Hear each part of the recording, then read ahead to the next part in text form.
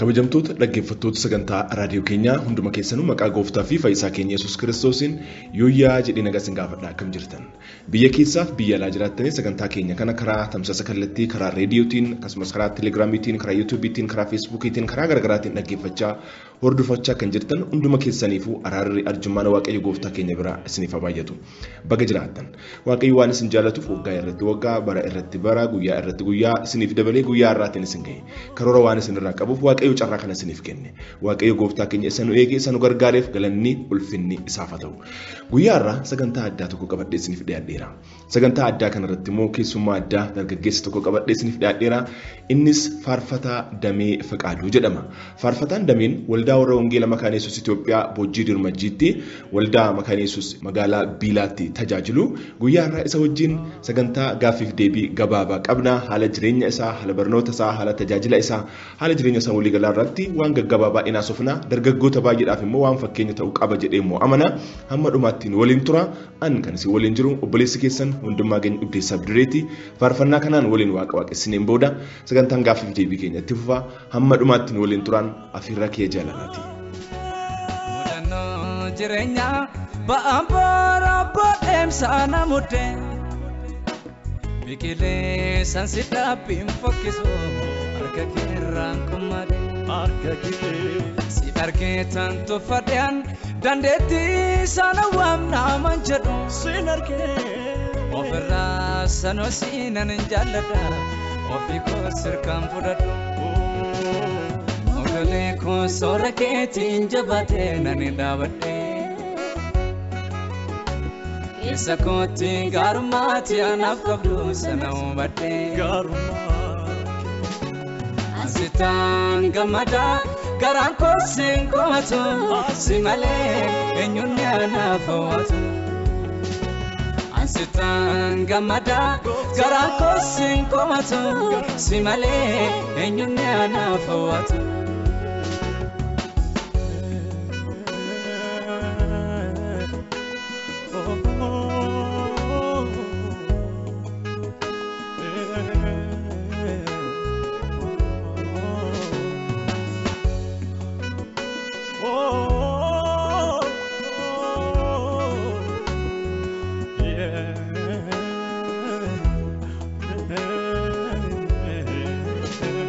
Abdarraamni dursee hamilee sobaatiin jajama kan booddee naaf galu afaaniin kan na sossobeen nama waan haalaan fokkisu nama harkaan na fuutee sardite kan na keessaan banne eessatti aanaan bakkee onaatee argite. Argeeram qofa kwaani walankaa kaalafatti Laftanaaf siin foromse anaaf iddoo seenaati Naman baraaf abdadheedhani argetu narraa goru Yongatiillee targadheemanii firooma keengeeddaru Argeeram qofa kwaani walankaa kaalafatti Laftanaaf siin firomse sun anaaf iddoo seenaati Lammiin baraaf abdadheedhani argetu narraa goru Yongatiillee targadheemanii firooma keengeeddaru Ogolee koo soora keetiin jabaatee nani dhaabadhe keessa kootti gaarummaatti anaaf qabdu sana hubadhe asitaan gammadaa garaan koo siin komatu si malee eenyuun anaaf hawwatu asitaan gammadaa garaan koo siin komatu si malee eenyuun anaaf hawwatu.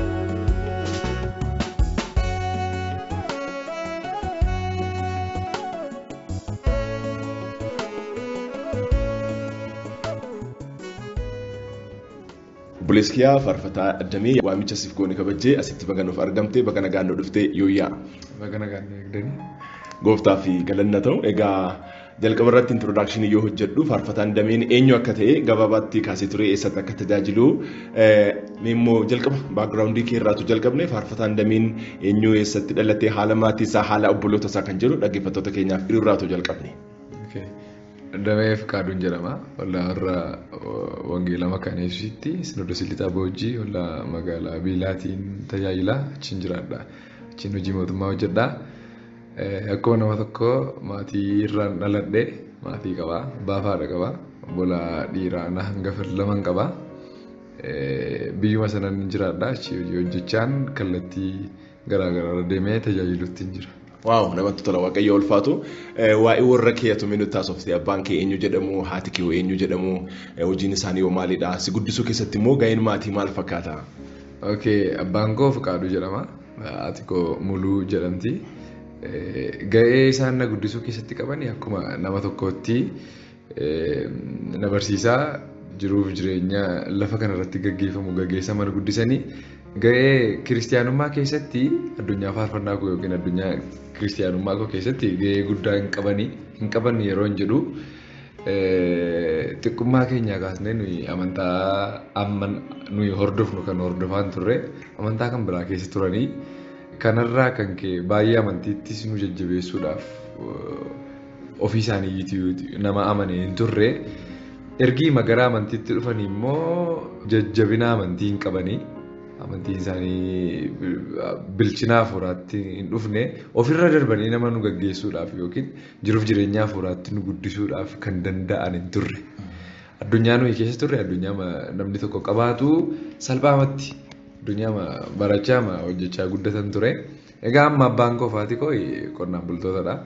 Duri gara qonna mootummaa naannoo Wallaggaa Irshaa jedhamu iddoo bareeda jedhamu turre an xiqqummaa kootti xiqqoo na yaadadha gara biyya sanaatti faazariin hojii mootummaa hojjechaa turanii gara lixaa yeroo deemnus akkas hojii mootummaatti turanii gidduutti dhukkuba wayiidhaan balaan xiqqoon tokko isaan qaqqabee hojii masaa wajjin kan wal qabatu hojii hojjechuu waan dadhabeef deebi'ee wal'aansarra ture gara waggaa 4-5 ergii wal'aansarra tureeti amma already hojii dhaabeetu hojii qonnaa hojjeta. Maatii akkasii gidduutti dhaladhee guddadhee jechuudha. Maazariin immoo? Maazariinis akkasuma gargaarti duriyyuu. Waaqayyo ulfaatu namatti tola. Kanaaf jireenya qonnaan bulaa, jireenya qotanii hojjechuu, jireenya daldalaa, jireenya akkasii kan keessa jiru jechuudha. Haala obboloota kee immoo obboleessa meeqa qabdaa haala isaanii mootu nutti hin ta'e? Ati immoo meeqa fa'aa dhalattee? Obboleessa an namoota na hangafan dhiira 2 qaba. Dhalaan mana keenyatti hin dhalanne. Qeerroo qaba. Obboleessi hangafti keenya Gammachiis jedhama. Amma gara magaalaa Naqqamtee jiraata opereeteriidha. Inni irratti dhalate Daawit jedhama. Sadan keenya garaagartummaa waggaa 4 qabna. Waggaa 4 wal dursinee dhalanne. Gammachiis Daawitiin waggaa 4 hangafa. Daawit anaan waggaa 4 hangafa. Ani isa xumuraati. Isa xumuraati. Ani isa quxisuudha samaadha jechuudha. Namatti tola waaqayyo ulfaatu gaa. Maybe achi immoo gara jireenya kiristaanummaatti haa dhufnu. Haala maatii haala jireenya amantaa isaanii natti haasofte turte. Amma immoo gara jireenya kiristaanummaatti immoo haa dhufnu. Gara jireenya kiristaanummaatti yoo dhufnu akkamitti gara gooftaa Yesuus Kiristoos beekuutti isatti amanuutti gooftaa taasifachuutti akkamitti dhufeme gara jireenya kiristaanummaatti yoo dhufnu akkamitti gooftaa wal barte? Akkamitti gara jireenya kiristaanummaa kana dhufte? Xiqqummaa kootti amantii ortodoksiin hordofan ture. Baay'ee fagaadhees keessa galee miti. Namumti tokko amantii qaba maatii isaa wajjin deema jechuudhaaf. Naagalee deemee miti. Naagalee achi keessa tajaajilee miti. Naaf galee achi keessatti waan barsiisee miti. Amantii maqabaa xiqqummaa keetti maatiin dhaaltamtiire maatiin kee hordofta mitiire sadarkaa sanarran ture. Gara of baruutti yeroo dhufu naagala naannoon keenya amantiitti hin jajjabaatu. Naannoo Boojii jechuun baadiyyaati amma magaalaa isaatti maatii kiristiyaanarra darbeeyyuu namoota waan nama hubachiisuu danda'an kadhachuu barsiisuu namoota danda'anidha. Baadiyyaati amma magaalaatti yoo ilaalte amantii kan biraan iyyuu baay'een hin jiru. Carraan ittiin gara gooftaa fudhachuutti dhufe yookiin addunyaa tajaajilaatti seene naannoo keenya wanti akkasii baay'ee waan ho'uuf gaafa of baru gara Wallagga Lixaa sanas ergii gallee booddee jechuudha. Ijoollee faana ituun amantii ortodoksii hordofu maatii duukaatuun achi deemu ijoollee faana immoo sagantaa mandaraa gubaa'ee sagantaa mandaraa deema. Galgaladha. Yeroo baay'ee galgala waan waaqeffataniif isaan duukaan deema. Nan dhaqaa wanti achi natti tola. Nan jaalladha. Ituun hin beekiniif nan akkeessa. Nan akkeessaa nama rara naagala wanti dubbatamu naagala. Nan jaalladha utuun ta'e immoo nan barbaada. Keessumaa addunyaa faarfannaa keessa gaafan seenu yeroo ijoolleen akka kwaayiriitti sagantaa mandaraa keessa faarfatanis namoonni leexaa isaanii sooloo yeroo faarfatanis nama rara. Nan jaalladha ituun hordofuu ani ituun beekinitti dhugameera. Gara sagantaa mandaraa attendi godhee hirmaachuu koon booda gara waggaa tokko booda waaqayyo yaada akka narraa qabu natti himuu jalqabe. Yaada akka narraa qabu natti himuu jalqabe. Jaalladheetu hin taane keessa kootti waan natti toleef waan hin jaalladheef gara amantaa sana ofiima koon murteessee dhiisee isa kana akka hordofuuf itti seenee sana booddee gara namoonni barumsa garaagaraa nu barsiisuu jalqabanii anis macaafa bitadhee dubbisuu nan jalqabee. Waan si dinquu jaalladheen itti seene gaafa siin jedhu anfaarfataa ta'eera. Anfaarfannaan namaa san dhageen faarsan se'a. Anfaarfannaan nan faarsa. Yerooma sanayyuu. Namni eessaa fuutee jedha. Faarfannaa bareedduu kana eessaa dhageesseedhaan bakkee keessa faarfachaa deema. Egaa naannoo baadiyyaa beektaa mana barumsaatii gallee naannoo horiitissinaa yookiin tapha wayii deemnaa. Waan tokko tokko hojjenna mitiire. Ani iddoo horiitii kaayoo dhaqee faarfannaa faarfachaa deema. Iddoo taphaa yoo dhaqee faarfannaa faarfachaa deema. Erga bishaan budduqsuu gara lagaa yoo deeme faarfannaa faarfachaa deema. Sagaleen kee gaariidha. Eessaa fuutee faarfannaa bareedduu kana jedhu ana kana eenyu akkam faarfachaa jiru hin beeku. Garuu faarfachaa deema. Deemsa keessa namni maqaadhaan illee yoo waame namtichi Immiruu jedhamu tokko nu barsiisa beektaa. Barnoota wangeelaa nu barsiisa. Barreessi waan faarfachaa deemtu kanaan jedha. Faarfannaan akkasidhaa jedheen isa gaafadhaan si guuteera si dhufeera arraba keerra jira waaqayyo sinatti meera barreessi waan si dhufe kanadha. Naa faarfannaan maal akka ta'e hiriyaa tokko gaafadheen natti hime kanadha faarfannaan akkas jedhee dudduuba keessaa barreessuutiin kee naa dhufee addunyaa tajaajilaatti na seensisan. Achumarraan itti dhufe. Akkaataa kanaan dhufte jechuudha. Baay'ee namatti tola. Dhaggeeffattoota keenya egaa dhageessaniirtu waldaa amantaa Ortodoksii Churchii keessa Itoophiyaan Ortodoksii Churchii keessan ture. Ergasii garuu waldaa amantaa gara Protestant gara Evangelicals kan ammoo sagantaa isaanii deemee hirmaachuu jalqabee atuma hirmaadhu keessi kee baay'ee jaallachuu jalqabee sagantaa mandaraa kanarratti immoo kadhannaadhaan waliin waaqeffachuudhaan barachuudhaan keessatti seenee achumaanii waaqayyo fedhii guddaa keessa kiyya kaa'e ergasii immoo fedhii guddaa miti waaqayyo gaafa nama waamu jalqaba si waameen booda fedhii guddaadhaan keessa kee kakaasee kakkaa'umsa guddaa keessa kee godhee ergasii immoo dandeettii si kennaa. Filiphisius boqonnaa isaa 2:14 irratti kan jedhu isa kana. Waaqayyo jalqaba paashinii keessa kee kaa'a. Yoo faarfataa si gochuu barbaade faarfadhu sin jedhe achi immoo faarfannaa keessatti kenna. Achi isaa wajjin faarfachaa turte achi immoo kan kiyyuu dhufe. Ijoollummaatti jalqabdee jechuun akkuma mootii Daawitii jechuudha. Namatti tola ijoollummaatti waaqayyo faarfannaatti kennee ergasii immoo tajaajila jalqabee gara faarfannaa kanaatti immoo ijoollummaatti dhufte jechuudha.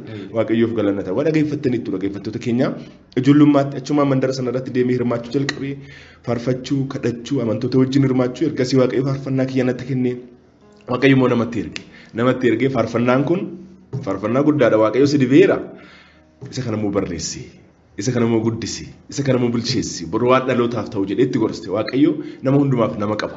Ximootos yoo guddisuu barbaade Phaawulosin itti erge akkaataa kanaan Ximootos guddatee dhalootaaf eebbatee gooftaan Yesuus Kiristoos bartoota guddise Phaawulos Gamaaliyaal jalatti guddate akkasumas immoo waaqayyo nama sitti ergee barreessi guddisi waaqayyo faarfannaa sitti kenneera jedhee akkaatuma kanaan gara jireenya kiristaanummaa dhufte akkaatuma kanaan gara jireenya tajaajila faarfannaa kana ijoollummaatti dhufte jechuudha.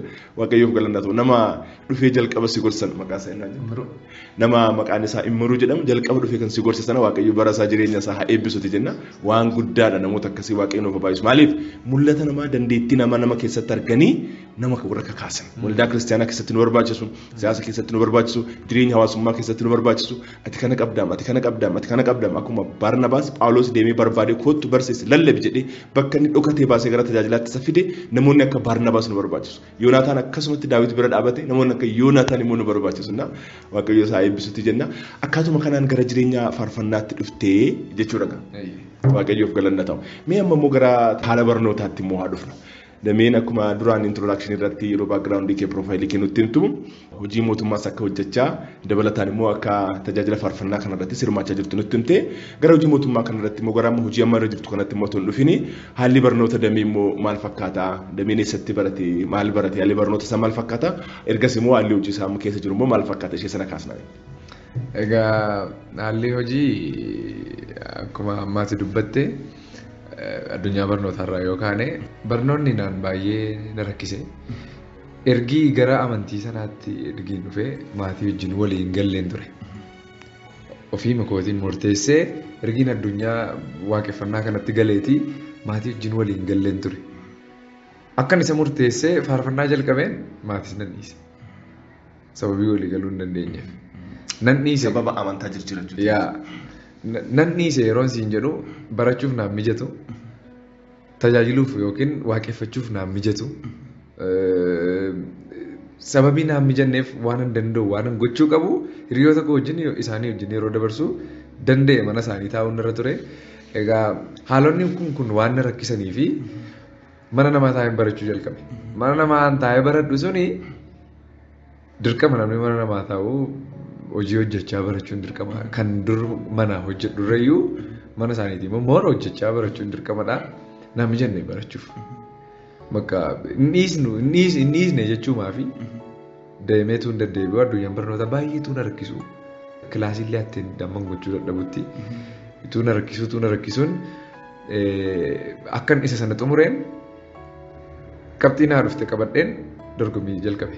Inni ijoollee Awustiraaliyaa warra Awustiraaliyaa tokko Community Development College kan jedhamtu tokko Bishooftuutti beekta yoo ta'e waan wallaaltu. Kolleejii hawaasummaa. Innaa isaan beeksisa baasu beeksisa baasanii ofiima isaaniitiin dhufanii dorgomsiisu. Ulaagaa qabu ulaagaa ofii isaanii yeroo isaan beeksisa dhufanii baasan beeksisa isaaniin dorgome. Baay'ee dheeressee barachuudhaaf haalli rakkisaadha. Maatii wajjin waan hin jirreef yookiin maatiin na gargaaruu waan hin dandeenyeef haalli ittiin deemaa jiru sun baay'ee ulfaataa waan ta'eef dirqama waan kana harka kennee carraa guddaadha anaaf yeroo sanatti. Kazaan dorgomne nama naannoo nama 600 wayii taane dorgomne nama baay'ee immoo fudhatanii Oromiyaa guutummaa keessaa dorgomsiisu godina tokkoof nama 3-4 caalaan kennanii baay'ee qabbatti godhanii immoo si barsiisu yeroo si barsiisanii ulaagaa isaanii guuttee dorgomtee seentee ennaan waan sitti hin balleessanii wantoota garaagaraa kana sii guutanii si barsiisu yeroo yerootti qormaata sii laatu qormaata addaa even maagaa si hoosisan nuyi jennu si qoraa deemu mana barumsaa isaanii hin galle. Mana barumsaa isaanii galeen bara 2007 bara 2007tti barumsaa isaanii galee amma 2009tti achii baradheen deebi'een galee dirqama maatii wajjin walitti dhufneerra gara 2007 sanaa walii galuu jalqabneerra maatiin illee humna dhabuurraan kan ka'e malee yaadaan gara walii galuutti immoo dhufneerra dirqama deebi'ee maatii sappoortii gochuun qabaa. Addunyaa barnoota koo itti fufsiisuun qaba wanti jedhu kun tajaajila koo itti fufsiisuun qaba wanti jedhu kun sammuu koo keessa jira. Gara maatii deemeen maatii gargaaruu jalqabee hojii sachumaan jalqabee. Addunyaan barnoota koo kanaan kan wal fakkaatu yoon akka yaadee hin taane yoo ta'eyyuu karaan barbaade irra hin baane yoo ta'eyyuu amma hojii mootummaa hojjechaan tajaajila achuma jiraadhee jechuudha maatii sappoortii gochaa. Waaw namatti tola waaqayyo ulfaatu. Kanaaf barga barattiin booda gara hojiitti dhuftee maybe gaaffii jalqabaatiin wal qabsiisuudhaaf haalli jireenya kiristaanummaa maatii ammatti amantaa ortodoksii keessa jiru immoo gara evangelikals yookaan immoo dhufaniiru. Amma ba'aniiru ciminni isaaniiyyuu nama raraama. Maazariinii hojii kan biraa waan qabdu nutti hin fakkaatu naaf kadhachuu malee baay'ee ba'aniiru na deeggaruu jireenya kiristiyaanummaa jireenya hafuuraa kootti akkan jabaadhu jaartiin amma garame gara maal jedheen si ibsa keessa ishee gara waa bulu gara mata duree fudhattee sii kadhachuu gara waan si duree jiru sitti himu jabaadhu gara siin jechuun ga'aniiru amma already keessaa ba'anii jireenya kiristiyaanummaa warra kan keenya wajjin walitti dabalamanii jiru. Waaqayyo ulfaatu faazariinis jechuudha. Faazariinis. Kanaaf siif kadhatu si gorsuu si bira dhaabbatu. Baay'ee. Waaqayyoof galannaa ta'u namatti tola. Kanaaf amma immoo dhaabbata barnootaa sana keessatti erga barumsa fudhattee baateen booda amma hojii mootummaa hojjechaa jirta. Maal hojjechaa jirta? Dhaabbata kam keessatti hojjechaa jirta? Ani kan mootummaati waajjira dhimma hojjetaaf hawaasummaa irraan hojjedha. Silma sooshaal workariin baradhee dhimma hawaasaa irra jira. Hojiin koof tajaajilli koo wal fakkaata. Asiis deeggarsuma hawaasaa irra oola. Asiis hawaasummaan tajaajilaa oola.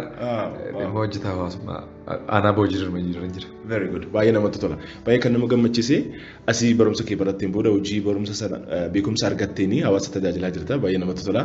Asii immoo wangeela waaqayyoo sitti kenneen faarfannaa waaqayyoo ijoollummaa irraa kaasee si dibee arraba kee dibee ijoollummaatti si dibee achiin immoo isa sanaan immoo saba bakka garaagaraa deemtee tajaajilaa jirta. Kun ulfina guddaadha, ibba guddaadha. Amma gaawaa tokko akkas irratti na kaastu immoo barbaada. Hojjechaa tajaajiluun ni danda'ama. Isa jedhu sana kana kaastuuf hin barbaada. Maaliif jennaani namooti baay'ee waan lamaan kana wal duukaa deemsuutti rakkatu. Yookaan dhiisanii tajaajilatti seenu yookaan tajaajila dhiisanii hojiitti seenu lamaan isa wal duukaa deemsuu jirta. Phaawulos faas jireenya akkasii keessa turan. Phaawulos immoo fakkeenya guddaa kan ta'e gooftaan keenya Yesuus Kiristoos jireenya isaa yoo laallee wangeela Maarqos boqonnaa 6 irratti hojii anaaxummaa hojjeta ture gooftaan Yesuus jedha. Gooftaadha, fayyisaadha, kaayyoon inni dhufeef saba kana dhaloota kana fayyisuudha. Fannoo irratti du'ee dhiiga isaa nuuf jiksee du'aa ka'ee jireenya nuuf kennuudhaaf. Garuu at the same time responsibility qaba warra sadii garuudhaaf waan ta'eef hojii anaaxummaa hojjeta ture jedha. Wangeelan hojjeta, hojii anaaxummaa hojjeta. Phaawulosis akkaan Kiristoos fakkaadhu sinis na fakkaadha yoo jedhu karaa baay'eedhaan ibsuu dandeenya isa kana. Tokko karaa hojiitiin. Phaawulosis immoo hojii ergamoota boqonnaa 18 irratti hojii dunkaana hodhuu hojjeta. Ishee sana hojjetee gurguratee tajaajila isaa deeggaraadha. Halkan dunkaana koon hodhadha ishee sana gurguree of deeggara eenyutti iyyuu baataa hin barbaadu. Hojii wangeelaa moo hojjedha. Kanaafuu barachaa hojjechaa tajaajiluun ni danda'ama. Isa jedhu kana amma fakkeenya keerraa argeera waan ta'eef tajaajiltootaaf, amantootaaf, kiristaanotaaf hojjechaas hojii keenyas qonnaas ta'e, biizinesiis ta'e, hojii mootummaas ta'e, hojii dhuunfaas ta'e tajaajiluun ni danda'ama waan jedhu san akkamitti waaqayyo isa gargaare isa amma keessa jirtu kana wal qabsiistee immoo mee dhaggeeffattoota keenyaaf ergaa akka dabarsituuf carraasiif kenna. Hojjechaa tajaajiluun hin danda'ama. Hin danda'ama qofa iyyuu hin taane namni karooraan bula mitiidha. Karoora isaan bulaa hojiin addunyaa fooniiti. Ittiin jireenya kee gaggeeffatta. Tajaajilli immoo addunyaa hafuuraati. Inni sun gabaa ati dhimma ofii keetiif dhaabbattudha. Inni kun immoo gabaa lubbuuti. Kan hafuuraa kun immoo karooraan bultaa, karoora kee deddeebitaa, karoora kee baataa, karoora kee galta. Hojjechaa tajaajiluun hin danda'ama. Garuu dhiibbaas qaba. Dhiibbaas qaba yeroo hin jedhu amma ofii koorraa jireenya ofii koorraa kaasee gaafan tilmaamu yeroo tokko akka baateetti hin galtu. Akka kaateetti immoo iddoo kaatee sana qaqqabuu dhiisuu dandeessa. Ani hojii filannee hojii tajaajila keenyaa wajjin deemuu danda'u. Addunyaa tajaajila keenyaa kunuunsaa, addunyaa hojii keenyaas kunuunsaa wal cina deemsisuun hin danda'amaatti nan amana. Al tokko garuu yeroo inni itti ulfaatus jira. Amma baay'ee gara rakkoo yoon jedhee naa ibsuu danda'a. Maaliif amma haala qabatamaa biyya keenya keessa jiru nageenya isaa ilaali. Lammaffaa immoo wal hubachuu dhabaa deemuun jira. Jireenyi kiristaanaa ammoo silas lola keessa oola. Karaa itti lolli sitti dhufu immoo hin beektu. Amma karoorfattee lafa dheeraa fakkeenyaaf amma bakka amma jirru kanarraa gaafa galuu ka'u guyyaa 2 na fudhatadha. Gaafa dhufuu keessa guyyaa 2 na fudhate. Addunyaa hojii keessatti wal simuu dhiisuu danda'a. Wal hubachuu dadhabuu dandeessa. Gaafa galuu kaatu yookiin iddoo tokko geessee konkolaataa dhabuun daandiin dhibuu hin danda'a. Waaqayyoon fidinii karaa irratti yeroon dhufe amma guyyaa tokkoffaa karaa deemee akkatti dhufu dhabe daandiin cufamee ture balaan uumame. Achiin bulaayyuu ture. Maal siin jechuuf hin jedhee akka karoorfattetti gaafa kaatee galuu dadhabdu addunyaa hojii wal simuu dhiisuu danda'a. Hangaruu hojjechaa tajaajiluun dirqamadha. Karooraan buluun karooraa fi hojii wal simsiisanii hojjechuun dirqamadha. Garuu dhiibbaa uuma yoo ta'eef dhiibbaa uuma addunyaa tajaajila keenya akka nuyi hin kunuunsine godha yoo ta'e jireenya hafuuraa keenyatti bu'e yoo ta'e hojii jireenya hafuuraa keenyaa wajjin wal simsiisnee ittiin deemsisuu dandeenyu filachuun gaariidha. Filachuun gaariidha. Hafuura keenyatti hin bu'a taanaan hojiin keenya hojii hafuura keenyatti hin buune barbaaduun gaariidha. Hafuura keenya miidhamnaanis gaarii hin ta'u waan ta'eef. Innaa hojjechaa tajaajiluun dirqama akka ta'e boriyyuu iftaaniyyuu ofii koo amansiiseera. Karooraan buluun hojiif tajaajila wal simsiisanii deemuun dirqama akka ta'e amansiiseera. Garuu hojii filuun garuu barbaachisaadha. Ishee kana xiyyeeffannoo guddaatti laadhee waan dubbadhu ani amma addunyaa hojii an keessa jiru gara waan tokkotti fiduu yaada yookiin gara waan dhuunfaatti yookiin hojii yeroon hojjetamu. Hojii yeroon hojjetamu mee ilaaleen maal gochuun qaba waan jedhutti hin deemaa jira. Fakkeenyaaf amma asii galee hojii gaafa seenu yeroo qophii dhabuu nan danda'a. Tajaajilli qophii malee hin tajaajilamu.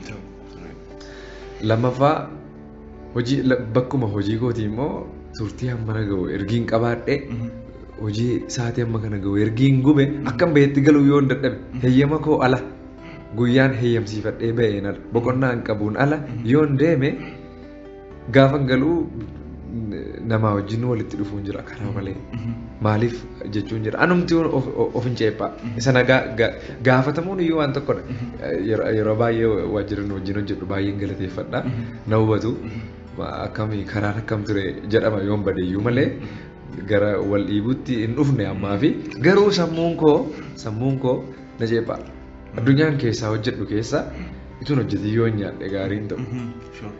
Innaa maalin jechuuf yaadee gara waan tokkotti dhufuun barbaada anumti kun hojii koo fi tajaajila koo walsimsiisuun dirqama garuu hojii hafuura koo kunuunsa fakkeenyaaf yeroo qophee naan kennu yoo ta'e astaayin waa'ee hojii dhiphadha yoo ta'e astaayin waa'ee yeroo dhiphadha yoo ta'e gaafa achi ga'u immoo hojii koon fuuleeffadha heeyyama fudhadheen cal jedhee tajaajila abbaa qophii malee kadhata malee waa dubbisuu malee faarfannaa qopheessuun alatti yoo ta'e xiqqoo ishee yeroo kadhannaa dheeraatu hin qabaatin gara tajaajilaatti bahuun rakkoo waan ta'eef wal simsiisanii hojjechuun akkuma jirutti ta'e yoo dheeressillee naadhiisi malee wal simsiisanii hojjechuun tajaajilaaf hojii wal simsiisanii jiraachuun akkuma jirutti ta'e hojii filachuun gaariidha kan jedhutti namatti. Very good. Baay'ee namatti tola. Egaa dhaggeeffattoota keenya dhaggeeffattaniirtu haala jireenya guddina isaa maatiirraa kaasee waldaa Itoophiyaan Ortodoksii Churchii keessa turre gooftaan Yesuus Kiristoos immoo achi na waamee faarfannaa natti kenne ergasii maatiin koos gara gooftaa dhufanii amma immoo naaf kadhatu na gorsu na jajjabeessu jedhee ergasii gara addunyaa barnootaatti yoo dhufu immoo yeroo jalqabaa sana immoo sababa amantiitiin chaalenjii keessan ture waggaa baay'ee maatiirraa adda bahin ture namoota fira biratti immoo deemee barachaan ture firri immoo na gargaaree ergasii barumsa immoo baradhee hamma barbaadetti garuu deemuudhaaf xiqqoo chaalenjii na godhee ture sababa amantaatiin wal qabatee gatii kaffaleera jechuudha ijoollummaatti kiristaanummaan gatii nama kaffalchisa waaqayyo garuu immoo si gargaaree sin ganne ammayyuu si wajjin jira warra yeroo ati manaa baatee bira teessee barate sanas immoo waaqayyo isaan haa eebbisu egaa waaqayyo karaa qaba yeroo hundumaa nama qaba tajaajila kee keessatti nama si kaase nama Andreas jedhamu noo kaaste ergasii yeroo ati manaa baates akkasuma nama si kaase nama ati bira teessee barattu ergasii waaqayyo immoo carraa barnootaas immoo siif kenne kolleejii bareedaa keessatti immoo baratte amma immoo social worker taate professionii bareedaadhaan immoo saba tajaajilaa jirta ergaan ati immoo amma dabarsitee baay'ee murteessaadha tajaajilaa fi hojii wal bira adeemsisuun baay'ee barbaachisaadha murteessaadha kanatti nama sagalee waaqayyoos kanuma jedha garuu immoo wanti barbaachisan inni dubbate dhaggeeffattoota keenya tajaajila keenyaaf hojii keenya wal simsiisuu qabna tajaajilli keenya sun hojii keenya irratti dhiibbaa uumuun qabu hojiin keenya sunis tajaajila keenya irratti jireenya afuuraa keenya irratti dhiibbaan qabu hojiin hojjennu sun tajaajila afuuraa keenya kan qancaarsu ta'uu qabu kan waliin deemu ta'uu qaba hojii filachuu qabna kana jechuun hojii gabbuusuu xinneessuu guddisuu otoo hin ta'in tajaajila keenya kan wal simatee deemuu danda'u hojii dhuunfaa ta'uu danda'a hojii gara biraas ta'uu danda'a akkasitti deemuu qabna keessattuu hojii inni hojjechaa jiru keessatti dhaabbatanii hojjetaa jiru dhaabbata mootummaa hawaasummaa keessatti warra hojjetan galateeffatee dandeessi waaqayyo isaan eebbisu akkasumas wal hubachuunis bareedaa ta'a inni immoo gara fuulduraatti mul'ata kan biraattiin inni dhufaa waaqayyo immoo isa gargaara namoonni illee immoo siif kadhannaa jabaadhu fedhii kee karoora kee immoo waaqayyo fiixaan siif baasu tajaajila keessa waaqayyo haa guddisu. Anjilani nama wajjin jiraachuutti firoomee madirra harka wajjin sorradhee nani qoodame dhibantaa koo hangafaatiin kan madaa koo bal'ise ansi malee abbaan qabuumi kan iddoo naaf hambise ogolee koo soora keetiin jabaatee nani dhaabadhe Isa koti garumati anaaf qabdu sana hubadhe Asitaan gammada garaan koosiin qomatu si malee eenyuun anaaf hawwatu Ansitaan gammada garaa kosin komatu si malee eenyuun anaaf hawwatu. Mogolee koo soora keetiin jabaatee naabadee keessa kootti gaarummaa ati naaf qabdu sana subadee ansitanii gammadaa garaan kosin komatu si malee eenyuun anaaf hawwatu. Ansitanii gammadaa garaan kosin komatu si malee eenyuun anaaf hawwatu. Mogolee koo soora keetiin jabaatee nani dhaabadhee keessa kootti gaarummaa ati naaf qabdu sana subadhee ansitanii gammadaa garaan kosin komatu si malee eenyuun anaaf hawwatu. Ansitanii gammadaa garaan kosin komatu si malee eenyuun anaaf hawwatu.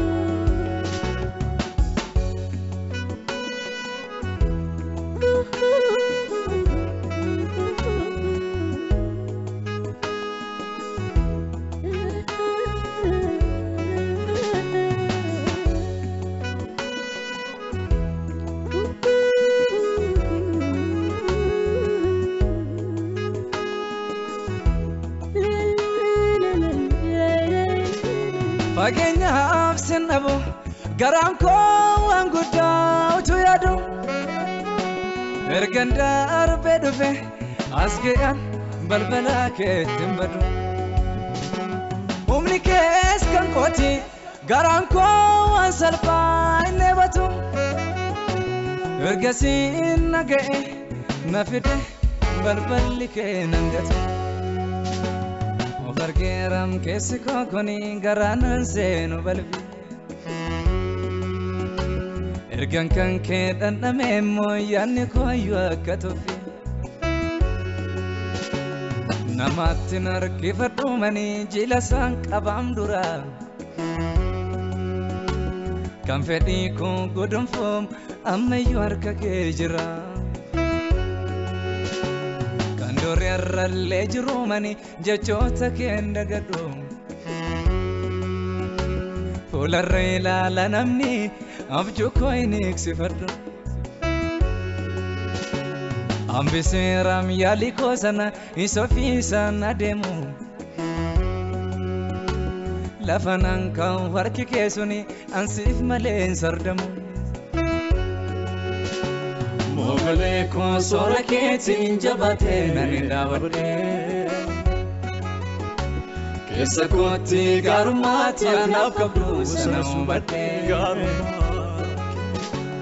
ansitaan gammadaa garaan kosin komatu si malee eenyuun anaaf hawwatu. Ansitaan gammadaa garaan kosin komatu si malee eenyuun anaaf hawwatu. Mogolee koo soora keetiin jabaatee nani dhaabadhee keessa kootti gaarummaa anaaf qabdu. Egaa haala hojii irratti haasofnee jirra, haala barnoota irratti haasofnee jirra, haala maatii irratti haasofnee jirra. Kanumaan immoo gara tajaajila faarfannaatti immoo yoo dhufnu tajaajilli faarfannaa sun ijoollummaatti jalqabee jenna. Ijoollummaatti erga jalqabee booda Waaqayyo immoo karaa garaagaraatiin faarfannaan kee uummata bira ga'eera, jaallatamee jira. Waaqayyooti simboo namaaf kenna, baga Waaqayyo kanaan si ga'e. Waaqayyo challenge guddaa keessa dabarsee si barsiisee si leenjisee ulfina kanatti si baase. Egaa tajaajilli faarfannaa sun amma maarra jira. Albeemiidhaan uummata dhaqqabsiisuudhaan wal qabatee tajaajilli faarfannaa sun maarra jira. Mee gara tajaajila faarfannaa kanatti dhufnee immoo gara xumuraatti finna.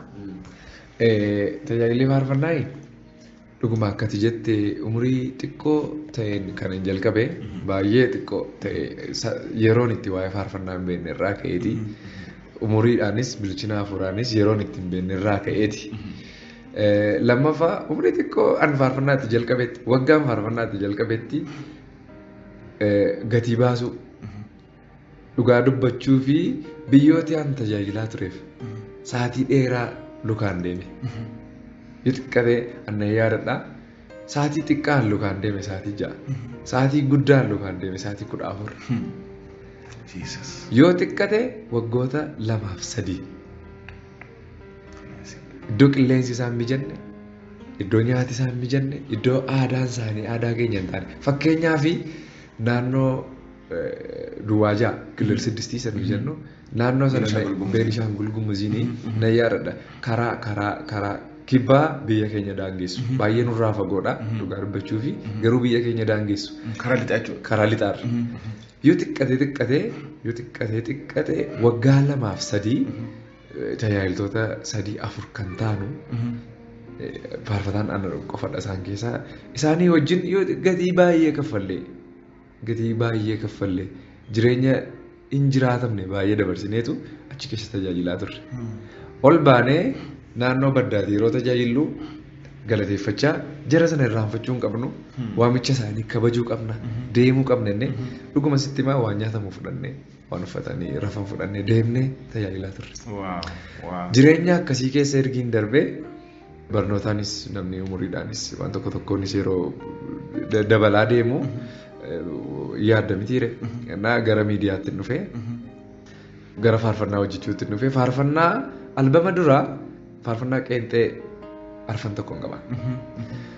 Duraan faarfannaa mogolee kosoora keenya jabaateen dhaabadhee kan jedhu ansiif dhageettiin dhabu kan jedhu ibsituu dhufeeraa wajjin kan hin faarfadhee karaan hin faarfatamu kan jedhu viidiyoo dhaan dhufeen ture. Gidduutti viidiyoo ekeraan hin faarfatamu jedhuuf albama koo gidduutti faarfannaa mandhaaba koo jedhu mi'eeffatanii baruu gaarummaa mana kee kan jedhu tokkoon albamii ergiin hojjedhee kaamiin sunii albamii hojjedheen ture. Albamii koo ittiin beeksisuudhaaf faarfannaa sana hojjedheen ture. Gidduuttiin albamii koo nan fide. Albamiin koo eebbifamuudhaaf torban tokko 2 hafu faarfannaa koo uumaa maraa jedhu ilaalte isan fidee uumaa maraa taanee albamii tokko dhiyoo eebbisiisne Finfinneetti gara biyyaattis eebbisiiseera. Sadarkaa kanaan ga'eera. Amma daddabalee hojjechuudhaaf yaada qaba. Mul'ata baay'ee sammuu koo keessa jira. Waaqayyo ulfaatu. Mee gara asitti immoo dhufnaa dhaggeeffattoota keenya dhageessan jirtu. Tajaajila kanatti yoo dhufu lafa fagoon deeme yoo xiqqaate sa'aatii 6 yoo baay'ate immoo kun baay'ee waan guddaadha.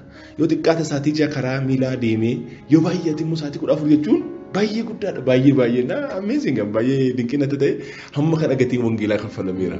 Yeroo tokko namoonni mootoriidhaan kun hamma kana deemnee tajaajilaaf wangeela kaffalleedha. Ayisuuzuuraa yaabbannee hamma kana tajaajila gatii kaffalleedhanii posti godhu. Ati garuu sa'aatii 6, sa'aatii 10, sa'aatii 12, sa'aatii 14 deemtee tajaajilte. Amazing. Waaqayyo si eebbisu. Noi kolfina gaafa si jedhu ayisuuziin hin deeme motoriin hin deeme gaafa jedhan jireenya komfortiidha. Akka jireenya dabarsan. Ani har'a iddoo kana sirfaana jira. Iddoon kun iddoo guddaadha.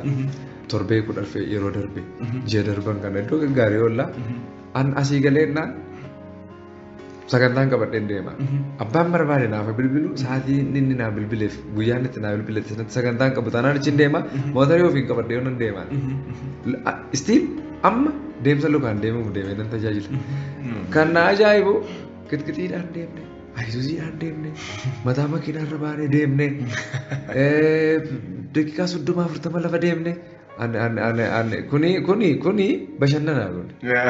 Konkolaataan deemte, motoriidhaan deemte, qilleensaa fi xurii ofirraa miiccitee tajaajilatti bahuun minimum miikabdaa lallabu. Bishaaniin nyaatame daaktuun bishaan na ceesiste. Inni akkam ture nutti mishiisa. Amma mudannoo yaadadhu na yaadadha. Deemsa sa'aatii 8 lafa deemneetu tajaajiluu deemna. Ana gaarii mijanaa nama jedhamu ittafaa qanaa nama jedhamu maqaa dhahee yeroo dubbadhu. Deemne mucaan taate tokko buna isiniif danfistu akkas jedhama biyya keenyatti. Nyaata nyaadhu isiniin jedhanii buna dhugee noorii jedhama. Iddoo isin deemtan kanatti buna nama isinii danfiftu fudhadhaa kottaa jedhanii namoota naannoo keenyaa achi midhaan qotuu deemantu jira baraha.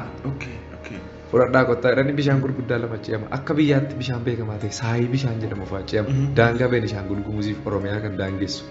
Gaafa deemnu naannoo nuyi jirru sana bokkaan roobaa hin jiru. Iddoo biraatii roobaa jira bokkaan. Achii bishaan guuteera. Bishaan dhufe. Nummoo ce'aa irra. Lafa ce'ama wayyaa ofirraa baaste. Daaktuun boorsaa kee wayyaa keessii ceesisti. Dhuftee immoo dhaha bishaanis irraa ittisa. Tokko dhaha bishaanis irraa ittisti tokko immoo harkaan si qabdi. Namni bishaan irratti salphata jedhama. Si ceesisti. Itoo akkasitti deemaa jirru bishaan inni guute booruun dhufe. Mucaan harkaa fudhate. Maqaa Yesuus. Anaan naannoo baadiyyaa akkasii hamaa ta'e ittiin guddanne bishaan gurguddaa akkasiin beeku. Lafa deemuu jireenyuma tajaajilaa keessatti hin jalqabe yaani faazariin tiraakterii fa'aa ofa waan ta'eef mana barumsaa tiraakteriin deemna turre garuu mucaan harkaa fudhate daaktuun nuun bishaan keessa dhaabdee mucaa ishee nyaatamte sana baasti anaan humna na caale bishaan. Anaaf warri tajaajiltoonni kan biraan gaarii fi itti afaan beeku naannoo sana iyyuu xuruutti beeku isaanii dhaha bishaanii ofirraa ittisaa daaktuun inni tokko irraa ittisaa deeme inni tokko garuu anaaf mucaa bishaan fudhate. Nurraa ittisa lafa ni ilaalina gama sana ilaalaa muka gama ilaalaa bishaan ni ilaalina nuun jechaati rakkina meeqaan daaktuun sadii nu ceesiste. Galaanaan nyaatamne bishaan booruun nu fudhate. Innaa amma namoonni yeroo ICC irra teenya tajaajilaa turre poostee akkasii baay'ee nan arga keessumaa amma tajaajiltoonni naannoo mijataa jiranii ni himatu. Wal dhiibne baasiin deemneeru warri kaan immoo ijoolleen nutti fincaa maaloo gochaa baasiin deemaa jira bakka namadhaaf inni bukkeessaa jiru inni dhukkubsate yookiin waan tokko ta'e malee namadha inni bukkee jiru ani jireenya akkasii kuni naan galu naan galu. Bishaanicha nagaadhaan ceetan. Ce'uu ceeneerra mucaan garuu nurkatti miidhamteetti. Lubbuun haftee garuu miidhamteetti.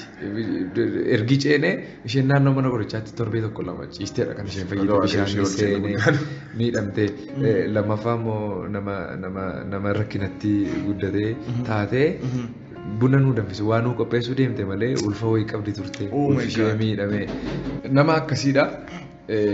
Miidhamni jira. Inni damte ishiin ba'eera already ba'eera.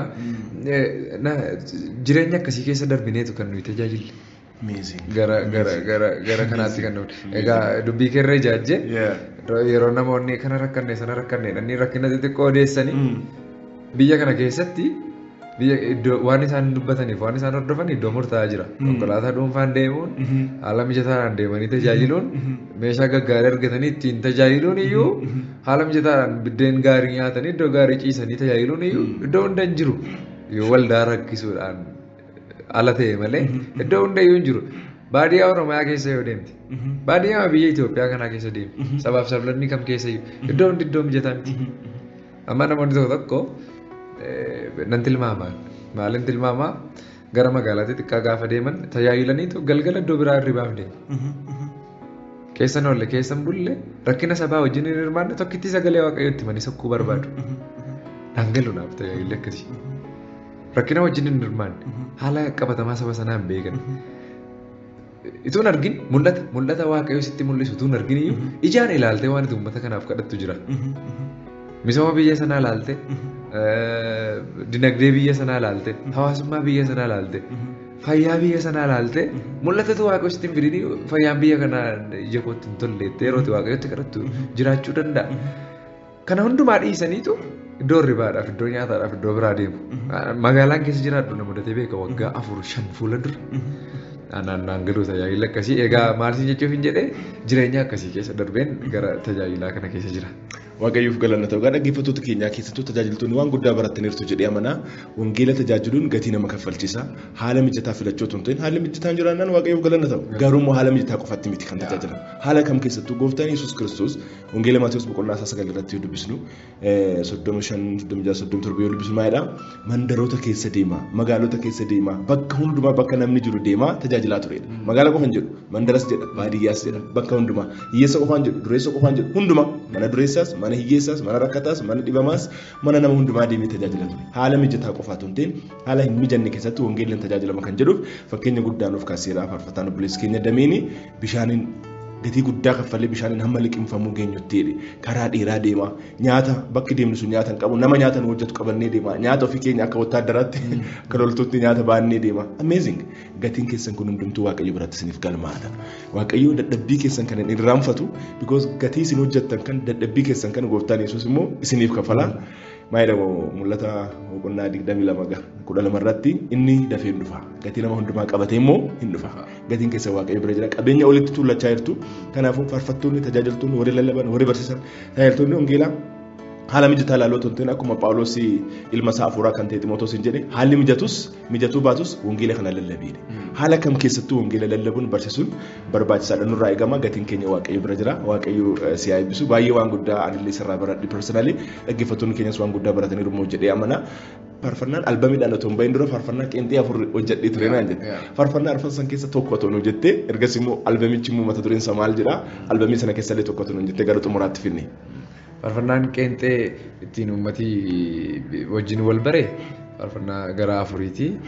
Farfannaa gosa arfaffaa irratti faarfadhe sana yoo faarsee mi'eeffatanii baruu gaarummaa mana kee keessa jiraatanii argeera gooftaa koo harka kee jalatti miidhamne manii na dabarsitee taamati natti dadhabdeetu baroota rakkisa humna sin nafsiisu anarraatii qabdaam gatii guddisa danuu araara keen jiraadhee fayya buleessa foonii uffadhee bu'aa ba'ii lafaattiin qoofamu gooftaa koo si malee hin jiraatamu jedha. Ameen. Waaqayyoof galanna ta'u dhugaadha isa malee hin jiraatamu inni jireenya keenya karaa keenya gooftaa keenya fayyisaa keenya isaaf galanna ta'u. Ergasii faarfannaa arfan sana booda albamii jalqaba. Bara meeqa ture albamichi kan? Albamichi bara 2013 kana ture gara ji'a 5ffaa natti fakkaata. Tuma koronaan intas tasgabbaa'ini faarfannichi mata dureen isaa albamiin koo mata dureen isaa tumbii koo jedha. Amos keessatti yoo dubbistee ta'e Amos torba irra jiru waan ittiin Amositti waaqayyoo mul'ata hime mul'ata argisiisee maal argitaa jennaan tumbiin argaa jedhee kan ittiin galumsa ergaa sanaa keessatti kan jallinni ittiin safaramu tumbii ittiin qajeelfamu sanan arga jedhee deebii kenneefi mata duree faarfannaa koo keessatti akkaataan ittiin galchee sababa hin qabu ifuun fuula koo kaleessaa wajjin faarfachaa irra turre situ taanaan faarunnaa tole ati naaf tumbii koo handamee keetii hundee koo jabaa dulloomee kan narraan doone aan abbaan qabasa jirudha galumsa faarfannaa koo keessatti tumbiin qajeelchaadha ittiin ijaartonni golee manaa ittiin qajeelchanii ijaaranidha. Ifuun fuula koo sababa hin qabu situ taanaan faarunnaa tole ati naaf tumbii koodha qajeelchaa koo gorsaa koo sheep kan na godhe jechuu barbaadeen. Waaw namatti tola kanaafuu hiikni maqaa tumbii koo albamichaaf kenname hiikni isaa kana jechuudha. Qajeelchaa kooti kan na gaggeessu siidha kan na sirreessu siidha kan sarara na qabsiisu siidha dhugaadha inni qajeelchaa keenyadha. Meetu faarfannaa sana tumbii koo sana xixiqqoo isheen nuun jettee dhaggeeffattoota keenyaaf.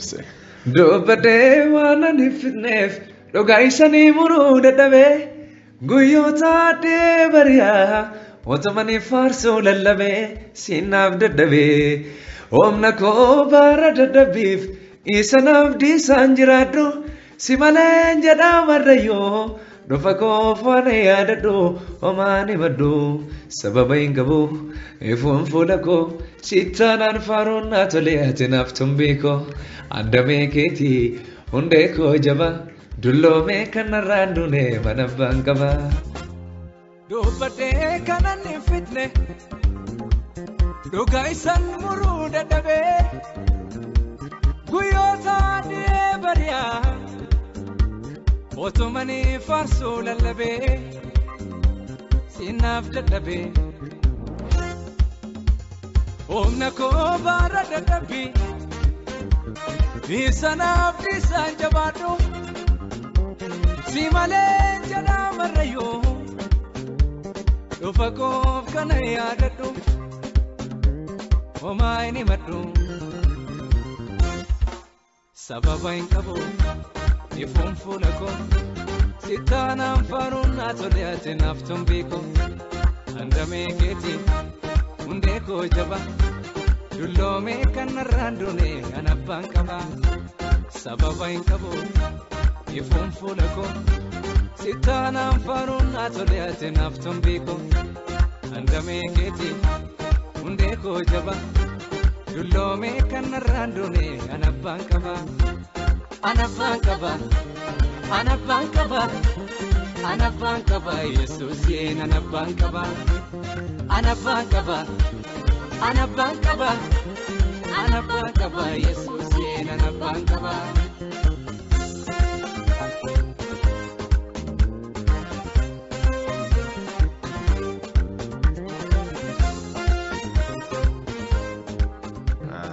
Ameen. Tumbii keenya qajeelchaa keenyaaf galannee haa ta'u. waaqayyo ayyaana isaas immoo dachaa siif baay'isu baay'ee namatti tola kana caala immoo ayyaanni sirrii jiru dabalaa haa deemu tajaajilli kee bal'ataa haa deemu biyya keessaaf biyya alaatti waaqayyo dhalootaaf eebba si haa taasisu gaaffii isaa gara dhumaatti yoo finnu immoo faarfataan dameen gaa'ela keessa sin jirtu gaa'elatti sin adeemnee karoorri kee immoo maal fakkaata faarfataan dameen yeroo dhiyootti yeroo giddu galeessatti yeroo long term and medium term and short term jedhu miti yeroo gabaabaatti yeroo giddu galeessatti yeroo dheeraatti faarfataa dameerra maal eegnu karoorri isaa maal fakkaata gara gaa'elaatiin wal qabatee gara faarfannaatiin wal qabatee gara hojiitiin wal qabatee maalirraa eegna karoorri isaa maal fakkaata faarfannaani keessa koo kan na guutee jiru amma faarfannaa qeenxee lamadha mata duree masaa wajjin jechuun yaaduma faarfannaan sun qabatee jiru wajjin yoo dubbadhee tokko dirqama waa'ee wangeelaa faarsuun qaba. Ifin amma qopheessaan jirayyuudha. Jalqabeera saampilii kenneera. Tokko jabinaa waaqayyoo guddummaa waaqayyoo kan inni amanamummaa waaqayyoo fi humna waaqayyoo wajjin kan wal qabatu gootummaa waaqayyoo aadaa wajjin wal qabsiisee hojjechuudhaaf sammuu keessa jira. Isallee waan inni jalqabu natti fakkaata. Egaa yeroo dhabeen taa'aa jira amma hojii fi tajaajilli baay'ee biyyi na godhanii fulbaana kana booddee tokko nan fixa. Isa lammaffaa sa'aatii masana akkan jalqabu nan amana sammuu keessa waan sa'aatii na guutetti taa'uun barbaadu ani sa'aatii na guutetti hojjechuu waan barbaaduu fi waaqayyoof galannatu amma humni isaas jira. Humni isaa jira gaafa isin jedhu yuutuubaroonni baay'eedha. Sirkaa fudhatu jaallatanii sirkaa fudhatu. Egaa isaan jiru isaanii wajjin haasa'ee deeggarsa isaaniitiin waan xumuruu qaba. Even amma isa tokkoffaa haasa'an jira isaanii wajjin akkan hojjedhu isaan sappoortii na gochaa jira. Kanan yaada faarfannaa qeenxee sana lamaan immoo booddee immoo even albamii koorraa faarfannaan hafe baay'eedha. Istiidiyoo iyyuu kan jiru. Faarfannaa sana qeenxee lamaan booddee yeroo dhiyoo hin jedhu yeroo fagoo hin jedhu albamii ittiin fufaa. Albamii lammaffaa ittiin fufaa. Gaa'elaan kan wal qabatu isaafis karoora dheeraas hin qabu karoora dhiyoos hin qabu karoora ambaas jira.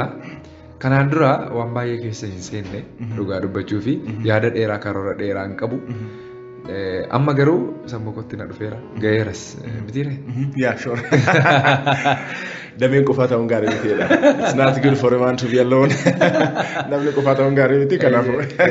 Na karoora an babbaase jiru kana lamaan yoo waaqayyo jedhe 2014tti hin xumuru yoo ta'e waan qabatamaa waan dhageessu hin dhabdu dhaggeeffattoonni keenyas akkasuma waan dhagaan hin dhabanii kan lamaan 2014tti nan ibsa. Waaqayyo ulfaatu kanaafuu waa eegnaa jechuudha 2014 dhufu kanatti waaqayyo immoo mul'ata keetti hojii keetti barumsa keetti tajaajila keetti gaa'ela keetti waan ati karoorfatte hundumaatti waaqayyo si haa gargaaru waaqayyo si dura haa bu'u. Amma gaaffii dhumaati kuni namoota gosa lamaatu nu dhaggeeffachaa jira. Namoota gooftaa beekan kiristaanota warri ta'an haala yerootiin wal qabatee dhiphina garaagaraa abdii kutannaa garaagaraa keessa kan jiran isaan kanaan ergaa jajjabinaa akka taasiftu barbaada. Maaliif sagaleen waaqayyo jajjabeessaa saba koo jajjabeessaadha. Ergaa jajjabinaa gooftaan Yesuus Kiristoos akka isaan jajjabeessuuf ergaa jajjabinaa akka taasiftu barbaada. Gooftaan Yesuus hin dhufa hamma inni dhufutti immoo abdiidhaan isa eeggachaa jajjabaachuu qabna. Ergaa jajjabinaa akka himtuun carraasii kenna. Lammaffaa immoo namoota yeroo jalqabaatiif dhaggeeffatan gooftaa Yesuusin kan waliin beekne amantaa garaagaraa jireenya garaagaraa keessa warra jiran gara jireenya fayyinaa kanatti gara jireenya bara baraa kanatti akka isaan afeertuun barbaada. Namoota lamaan kanaaf carraasiif kenne gara xumuraatti finna. Kiristaanota rakkoo haala garaagaraa keessa jiraniin waan hin jedhu kiristaanni mallattoon kiristaanaa inni ittiin beekamu abdiin kutu. Biyya lafaa kanarra amma jiraannutti humna ishee fi dandeettii ishee wal caala malee rakkinni guutuudha. Rakkinni jira. Dhufaatii Kiristoos rakkina keessa teenyee eegganna. Addunyaan wal qixxaattee hin jirtu. Dhukkubni nama qoraa, dhabni nama qoraa, qilleensi nama qoraa, diinni seexanni nama qoraa, wantoonni nama qoran baay'ee dhukkubni nama qoraa. Wantoota baay'ee jira. Ani kiristaanota sagalee kana dhaga'aniif waan hin jedhu Kiristoos hin dhufu. Nuyi sila dhufaatii Kiristoos malee waan abdannuuf himannu hin qabnu. Dhufaatii Kiristoosiin haala keessa jiran ta'anii itoo abdii hin kutin, itoo hin gungumin. Rakkoo waaqayyo keessaa nama hin baasne hin jiru lafuma kanarratti jiru. Dhufaatiin Kiristoos immoo karaa garaagaraa ibsama. Qaamaan Kiristoos hin dhufa. Furmaata rakkina keenyaanis Kiristoos hin dhufa. Furmaata rakkina keenyaan hamma Kiristoos dhufutti abdiin kutu achi keessa teenyee abdii dubbachaa, abdii lallabaa, abdii dhaga'aa, abdii horachaa rakkoo keenyaaf furmaata dhufaatii Kiristoos goonee eegganna lafuma kanarratti. Lammaffaa immoo Kiristoosii wajjin qaamaan waliin argina. amma Kiristoosii wajjin qaama wal arginutti isaarraa furamame boris rakkinni waan jiruufi rakkinni hin dhibu rakkina keessa teenye Kiristoosiin eegganna. Abdiin kutinaa jajjabaadhaa Kiristoos karaa lamaaniinu furmaataan iyyuu qaamaan iyyuu hin dhufa. Isa kana jabeessee dubbadha. Al-Kiristiyaana kan ta'an gara addunyaa kiristiyaanummaatti Yesuus Kiristoosiin kan hin dhandhamne, kan hin beekne, kan hin argin jiran dhiyaatanii mee haa ilaalanii jedhaan. An akkasittan invite godha. Dhiyaadhaa ma ilaala. Kiristoos kun eenyu akka ta'e. Jireenya makeerra keessaa. Itti dhiyaatanii amma ituun jaallatin ofiisaa na mi'eeffachiise naan. Very good. Ofiisaa ituun jaallatin na mi'eeffachiise. Mee itti dhiyaadhaa ma laala. Akka inni mi'aawu eenyu akka ta'e itti dhiyaadhaa laala. Kiristoosiin bara. Fayyina lubbuu keessaniif yaada. Dhimmaa lubbuu keessaniif. Lafa kanarra umurii dheeraan jiraannu. Bor iftaan Kiristoosii wajjin jiraachuudhaaf, umurii dheeraa jiraachuudhaaf, jireenya bara baraa jiraachuudhaaf Kiristoosiin fudhadhaa. Kiristoosiin ilaalaa jedheen dhaama. Galatoof. Waaqayyo baraaf jireenya kee dachaa eebbisu. Dhaggeeffattoota keenya amantoonni isinis karaa gooftaatti jajjabaadhaa. Warri gooftaan bennis inni ofirraa kaasee isinitti meera. Koottaa jireenya kanammoo ilaalaa. Jireenya kanammoo koottaa ilaalaa. Gara fayyisaa kanaatti koottaa jedhee afeeree gara Yesuus koottaa fayyisaa keessan gooftaa keessan taasifadhaa. Waaqayyo baraaf jireenya kee haa eebbisu. Dachaa eebbifamii. Mee namoota haala garaagaraa keessa jiraniif akka Waaqa kadhattuuf immoo carraasiif kenna. Kadhannaama kanaan sagantaa keenya xumurra. Waaqayyoon kadhannaa haala garaagaraa keessa kan jirtan gara kadhannaatti deemna. Obboleessi keenya Dameen Waaqayyoon of kadhata. Gara kadhannaatti deemna. Yeroof iddoo carraa nuu laatteef yaa Waaqayyo si galateeffannaa. Galanniif ulfinni guutuun siif haa ta'u. Jireenya keenya eegdee gaggeessummaa kee jireenya keenya irratti mirkaneessitee jabdummaa kee argisiistee nu wajjin waan jirtuuf si eebbifna ololsi qabna. Nuti xinniyyoota kanaaf Waaqa waan taateef Abbaa waan taateef galanniif ulfinni guddaan siif haa ta'u. Sin kadhadhaa yeroo dukkanaa'aa ture qilleensa ka'a duumessa hamaa ture qilleensi hamaan nu bubbuta dukkanadha bokkaa hamaa rooba hamaa ture jedhe Phaawulos. Garuu rakkina hamaa booddee ergi ceenii galaana biyya keessaa ce'an iddoo keessaa ce'anitti maqaa moggaatanii maqaa galaanatti laatanii darban. Sin kadhadha jireenya dhuga ba'umsaaf ta'u ilmaan rakkina keessa jiran obboloota rakkina keessa jiran gurguddoota xixiqqoo rakkina keessa jiran iddoo rakkina isaanii kanatti iddoo qilleensa hamaatti kaasu kanatti iddoo rooba hamaatti roobsu kanatti iddoo duumessa ifa of keessaa hin qabne itti baasu kanatti sin kadhadha baraabbaroota keessatti dhuga ba'umsa isaanii keessatti maqaa moggaasanii akka darbanitti. Baroota akkasii keessa Waaqayyo kana godhe yeroo akkasii keessa Waaqayyo kana godhe jedhanii dhugaa ba'uu akka isaan danda'anitti. Sin kadhadhaa jireenya obboloota, jireenya warra rakkatanii, jireenya warra si barbaadanii, jireenya warra si dheebotanii maqaa gooftaa Yesuusiin gargaari. Ayyaanni kee isaan gargaara. Humni kee isaan gargaara. Beekumsi kee isaan gargaara. Aangoon kee isaan gargaara. Dhuga ba'umsaaf haa qophaa'an. Waaqayyo kana godhe, Waaqayyo kana hojjete jechuu akka isaan danda'aniif gargaari. Galanniif ulfinni guutuun siif haa ta'u. Jireenyi isaanii baraabbaroota keessa taa'ee eegamu. Nu wajjininis ta'e. Ameen. Haleluuyaa. Haleluuyaa. Haleluuyaa. Waaqayyo gooftaa keenyaaf galanni ulfinni kabajii isaaf haa ta'u. Isa nu gargaareef isa carraa kana nuuf kenneef galanni ulfinni kabajii Waaqayyo gooftaa keenyaaf haa ta'u. Egaa obboleessa keenyaa faarfataa Damee jireenyaaf tajaajila isaarraa haala inni keessa dabarsee haalatti guddate haalatti gara tajaajila kanaa dhufe waan inni haasa'irraa gaaffiif deebii kanarraa waan guddaa jireenyaaf tajaajila keessaniif ta'u akka irraa barattan abdii guutuu qaba. Waaqayyo jireenya kee tajaajila kee fuuldura kee bara kee hundumaa dachaa haa eebbisu eebbifamii. Egaa yaada garagaraatiif akkasumas immoo tajaajilaaf akkasumas immoo yaada keessan isa dhaqqabsiisuudhaaf tajaajila garagaraatiif obboleessi keenyaa faarfataa Damee argatu warri barbaadan karaa lakkoofsa moobaayila isaa 09 17 13 25 01 isa argatu hin dandeessanii 09 17 13 2501 yaada keessan isa dhaqqabsiisuu hin dandeessanii Waaqayyo baraaf jireenya keessan hundumaa eebbisu an kan isin waliin ture obboleessi keessan wandimmaa gany uddeessaa bidireetii yaada garagaraatiif tajaajila garagaraatiif gaaffii qulqulluu garagaraatiif immoo karaa lakkoofsa moobaayila kiyyaa 09 13 71 08 68 argachuu hin dandeessanii waaqayyo baraaf jireenya keessan dachaa eebbisu sagantaa keenya kana karaa tamsaasa kallattii warri hordofaa jirtan namoonni kan biraas akka hordofataniif sa'aatii isaa meetir baandii isaa itti himaa akka isaan dhaggeeffataniif affeeraa gara gooftaa Yesuus Kiristoos kan akka dhufaniif akka gooftaa wal beekaniif affeerri kana taasisaa fi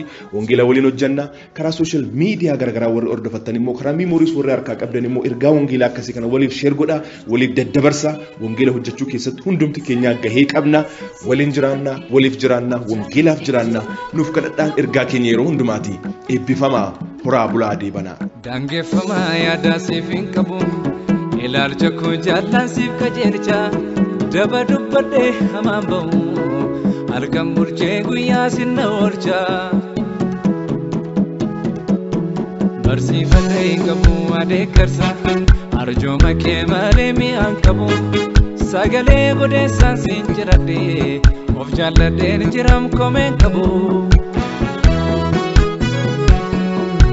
bal'aa lafaa si tuume bo'oo bishaan irra deemu hangawweedhaaf karaa baaftee balaqqeen naasifamu ifa lafaa naaf abboomtee tuutaan keessi urjii torbii onaa lafaa magarsitee kennaa keetii bokkaaf roobii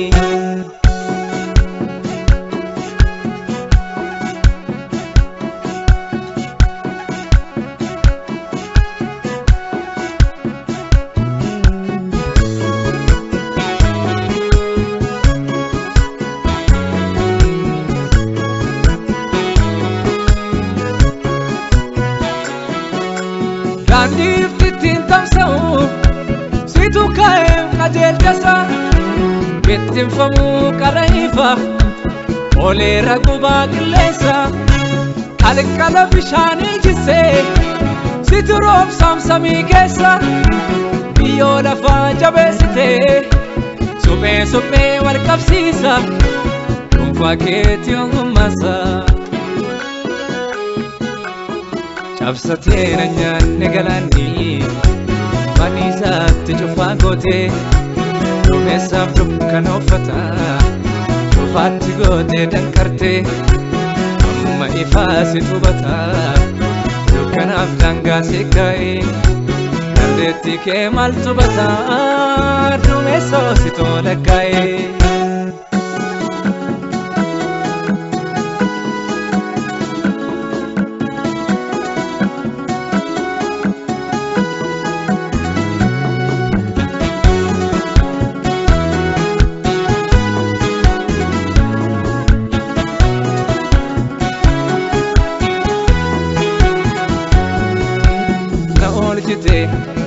Kodachoo dhagaagaara yoomaa koo dhukkubatti sinna maara tulloonni koo baraan eebba cubu ooyiruudhaaf bineeldonnis nagaa qabu natti aantaa akka ormaa sin saalfadhu anaaf beektaa turjumaan waamsifadhu sin jaalladha toora jiruu na barsiifte garraamii koo oniif lubbuun na eebbiftee haala na eegu iddoon filu faarfachuun koo yeroo maraa siif waada galanni koo.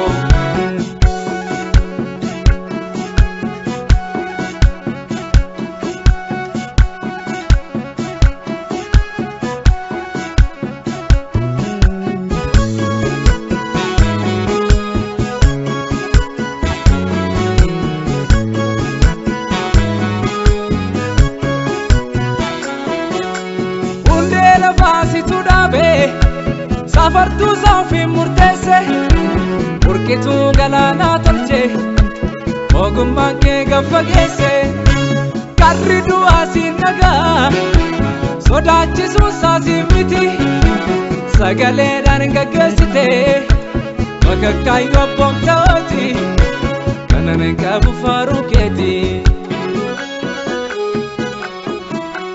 gaarummaan kee anaanifaa ida kanna eebbisu nagaa kooti nan jiraadha nagoon illee naaf mirgisu sagaleen kee naaf dubbata laftis minaana naaf baasa yoomaa koo galata kee onne korraasi eebbisa.